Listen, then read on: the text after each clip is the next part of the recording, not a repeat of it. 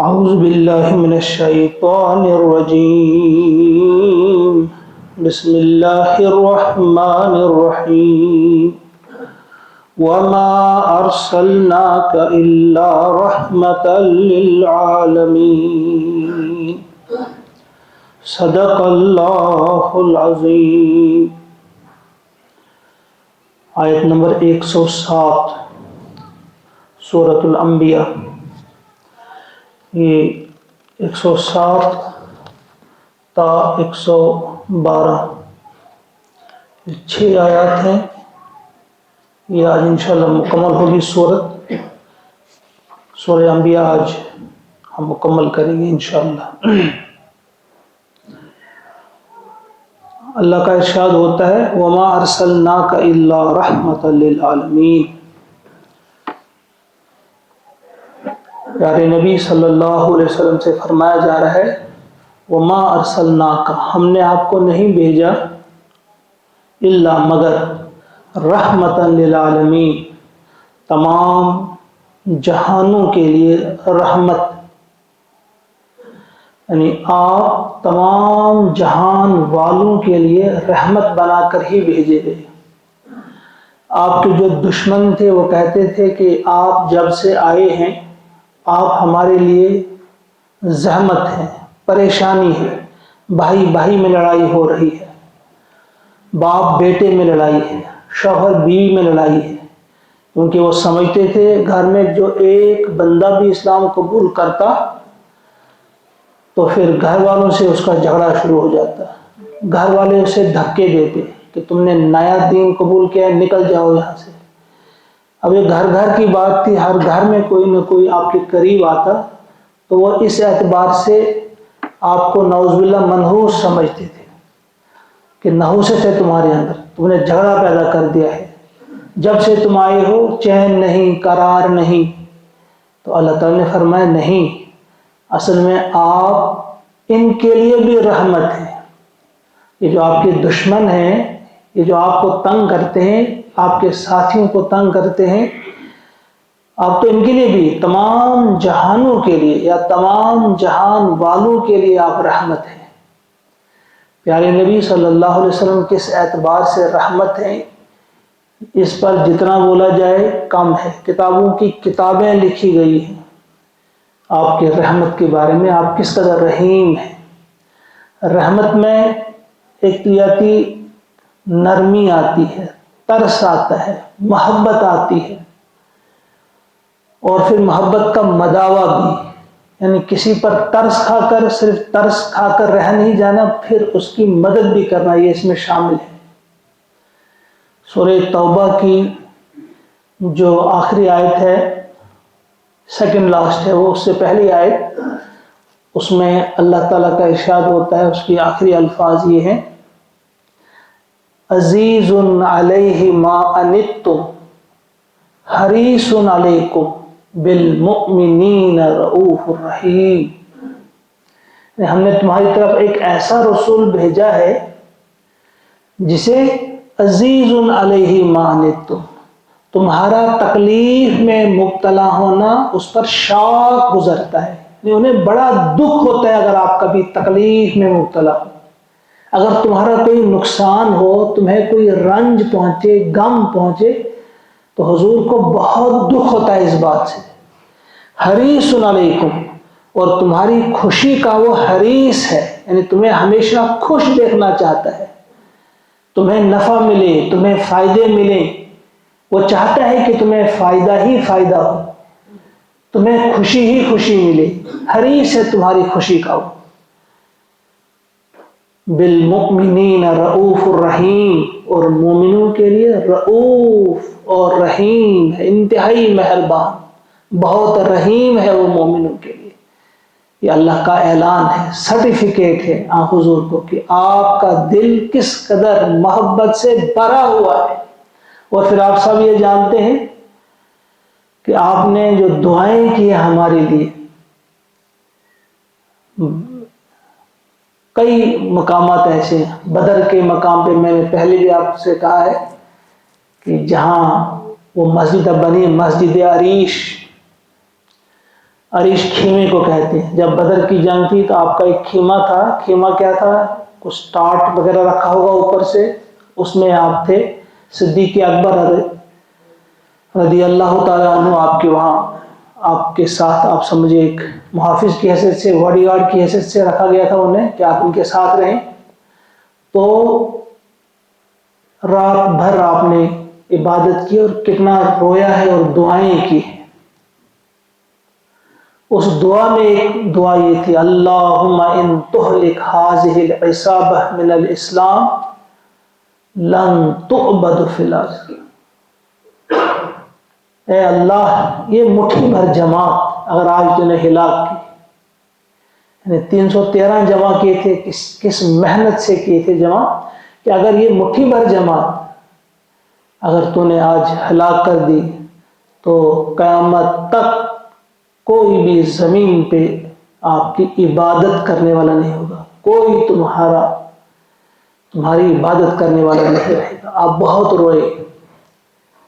پھر صدیق اکبر گئے، کہا کہ بس آپ کیجیے، اللہ کی رسول بس کیجیے، یقیناً آپ کی دعا اللہ نے سن لی ہے، اتنا مت روئے. آپ کو برداشت نہیں ہو رہا تھا اتنا رونا ان کا. تو یہ ان کا رونا جو تھا کس لیے تھا؟ یہ ہمارے لیے تھا، آپ کے لیے تھا، ہر شخص کے لیے تھا.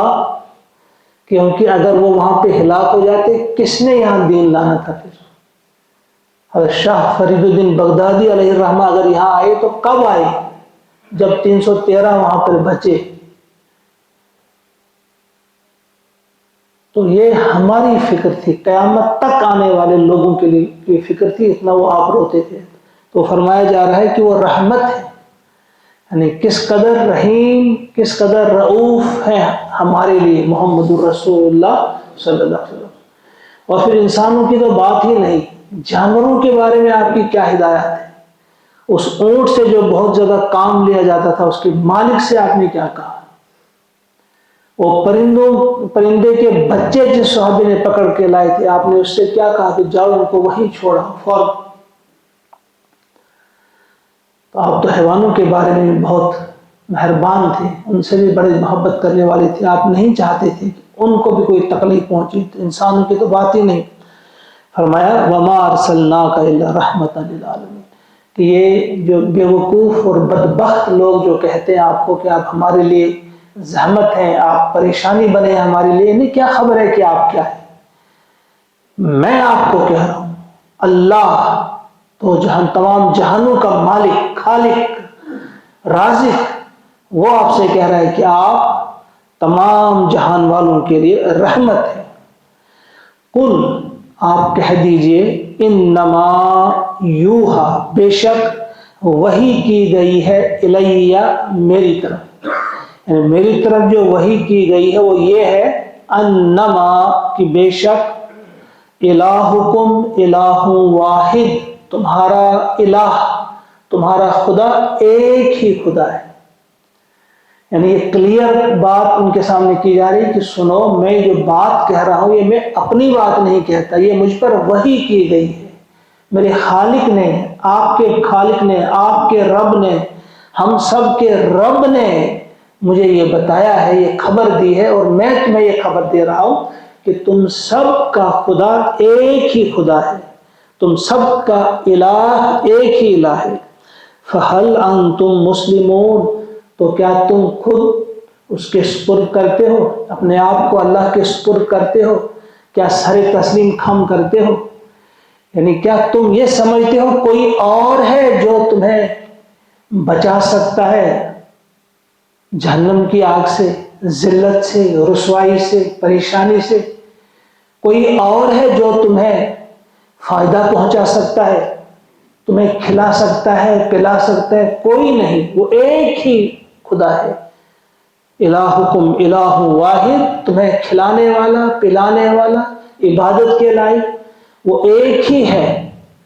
لہذا تم اپنے آپ کو اسی کے سپرد کرو. کوئی اور نہیں ہے جو تمہیں بچا سکتا ہے پریشانی سے اور تمہیں خوشی عطا کر سکتا ہے، کوئی نہیں، وہ ایک اللہ ہے.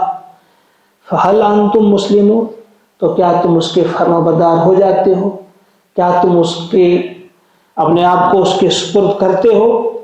فَإِن تَوَلَّوْا، پھر اگر انہوں نے منہ پھیرا، اگر انہوں نے روگردانی کی، فقل تو آپ کہہ دیجئے آذنتکم علی سوا، آذنتکم میں نے تمہیں خبردار کیا، علی سوا برابری پر، میں نے برابری پر تمہیں خبردار کیا. یعنی ایسا نہیں ہے کہ میں نے امیروں کو زیادہ اچھی طرح سے سمجھایا ہو اور غریبوں کو سرسری طور پہ سمجھایا ہو. میں نے برابر چھوٹے کو، بڑے کو، کالے کو، گورے کو، غریب کو، امیر کو، مرد کو، عورت کو، آزاد کو، غلام کو، جو بھی ہے میں نے سب کو برابری پر سمجھایا ہے، سب کے سامنے ٹھیک طرح سے واضح کیا ہے اپنے اس پیغام کو. لہذا سنو، فَإِن تَوَلَّوْا فَقُلْ آذَنْتُكُمْ عَلَى سَوَاءٍ وَإِنْ أَدْرِي، اور میں نہیں جانتا، اقریب کیا قریب ہے وہ چیز، ام بعید یا دور ہے، ما توعدون جس کا تم سے وعدہ کیا گیا ہے. یعنی میں نے تمہیں برابری کے سطح پر سمجھا دیا ہے کہ اگر تم اللہ کی فرما برداری کرو گے، میری طرف آؤ گے، میری اطاعت کرو گے، تمہیں کون کون سے انعام ملیں گے، کتنا فائدہ ملے گا، اور اگر تم نے میری نافرمانی کی تو تمہارے لیے کیسے کیسے عذاب ہوں گے، کیسی تکلیفیں ہوں گی. میں نے برابر یہ سمجھا دیا ہے تمہیں. اب مجھے یہ معلوم نہیں، اس کا وقت میں نہیں جانتا کہ تم نے اگر یہ بات نہیں مانی تو وہ عذاب کی گھڑی قریب ہے یا دور ہے، اس کے بارے میں نہیں جانتا. وَإِنْ أَدْرِي، ان کے معنی میں، ان یہاں نہیں کے معنی میں، اور میں نہیں جانتا، اقریب ام بعید، قریب ہے یا بعید ہے، ما توعدون وہ عذاب جس کی تم کو دھمکی دی جا رہی ہے، جس عذاب سے تمہیں ڈرایا جا رہا ہے، جس کا وعدہ تم سے کیا جا رہا ہے، تو وہ وعدہ وہ دور ہے یا قریب ہے وہ میں نہیں جانتا. لیکن میں نے یہ واضح کر دیا ہے کہ کس راستے پہ چلو گے تو آرام، سکون، چین تمہیں ملے گا اور عزت میں ملے گی، اور کس راستے پہ چلو گے تو عذاب، دکھ، پریشانی تمہیں اس کا سامنا کرنا پڑے گا. إِنَّهُ يَعْلَمُ الْجَهْرَ مِنَ الْقَوْلِ، بے شک وہ جانتا ہے الجہر من القول، بات کو جب تم پکار کر کہتے ہو، تم جب زور سے بولتے ہو، بآواز بلند جب تم بات کرتے ہو، اس کو بھی وہ جانتا ہے. اور وَيَعْلَمُ مَا تَكْتُمُونَ، اور وہ چیز بھی جانتا ہے جو تم چھپاتے ہو. یعنی اس وقت وہ جو کہتے تھے تم عذاب عذاب کہتے ہو، کہاں ہے وہ عذاب، دکھاؤ نا عذاب، لاؤ نا عذاب، تو وہ زبان سے کہتے تھے، دل میں انہیں یقین تھا کہ اگر سچ مچ حضور نے کہا کہ آ گیا تو بس عذاب پھر آ گیا. تو اللہ تعالیٰ نے فرمایا کہ آپ ان سے یہ بات بتائیں. حضور نے پھر ان سے یہ بات بتائی کہ وہ تو جانتا ہے اللہ کہ تم زبان سے کیا کہتے ہو اور تمہارے دل میں کیا ہے. زبان سے تم کہتے ہو کہ کہاں ہے وہ عذاب، لیکن دل میں تمہیں معلوم ہے کہ حضور کی بات تم جھوٹی نہیں ہو سکتی. وہ سمجھتے تھے کہ حضور نے کبھی جھوٹ بولا ہی نہیں، لہذا ان کی بات کبھی غلط نہیں ہو سکتی. اور میں وہ جانتا ہے تم زور سے جو بات کہتے ہو، پکار کر تم جو کہتے ہو، اس کی خبر بھی اللہ کو ہے، اور جو تم دل میں رکھتے ہو، جو چھپاتے ہو، اس کی خبر بھی ہے. وَإِنْ أَدْرِي، اور میں نہیں جانتا، لَعَلَّهُ فِتْنَةٌ، شاید یہ چیز فتنہ ہے. یعنی اگر عذاب کو ابھی مؤخر کیا جا رہا ہے، فوری طور تم پر عذاب نہیں آتا، تو میں نہیں جانتا، شاید یہ فتنہ ہے، تمہارے لیے ایک آزمائش ہے. فتنۃ لکم، تمہارے لیے، وہ متاع الی حین، اور ایک خاص گھڑی تک، ایک خاص مدت تک تمہارے لیے یہ فائدہ ہے. یعنی چلو تھوڑی دیر کے لیے مزے ہیں، یہ تھوڑی دیر کے مزے کرو اور پھر یہ مہلت ختم کی جائے گی، پھر تم پر عذاب آئے گا. یہ تمہارے لیے فتنہ ہے، تمہارے لیے آزمائش ہے، اگر تمہیں مہلت دی جا رہی ہے. اب اس سورہ پاک کی آخری آیت، قال رب احکم بالحق. اب آخری آیت جو سورہ کی ہے، اس میں اللہ کے نبی صلی اللہ علیہ وسلم کی دعا کو نقل کیا ہے. اس وقت محمد الرسول اللہ صلی اللہ علیہ وسلم نے یہ دعا کی، قال فرمایا، کہا، دعا کی، ربِّحْکُم، اے میرے رب تو فیصلہ فرما دے، بالحق، حق کے ساتھ، یعنی تو ہی اب فیصلہ فرما دے حق کے ساتھ، یعنی تو ان کے سامنے حق کو بالکل واضح کر دے، کسی قسم کا اشکال، کسی قسم کا شک شبہ ان کے پاس نہ رہے، واضح کر دے حق کو ان کے لیے۔